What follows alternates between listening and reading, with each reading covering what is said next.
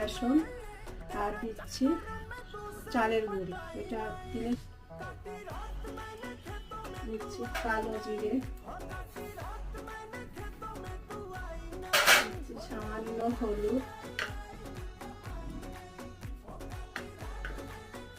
আর দিচ্ছি একটু পেঁয়াজ গ্রেট করে দিয়েছি।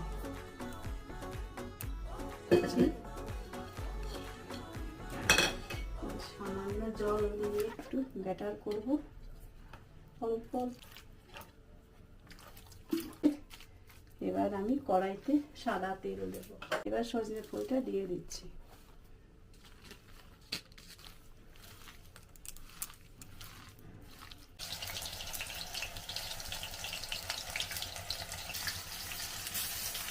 ভাজা হয়ে গেছে, এবার তুলে নিচ্ছি সব।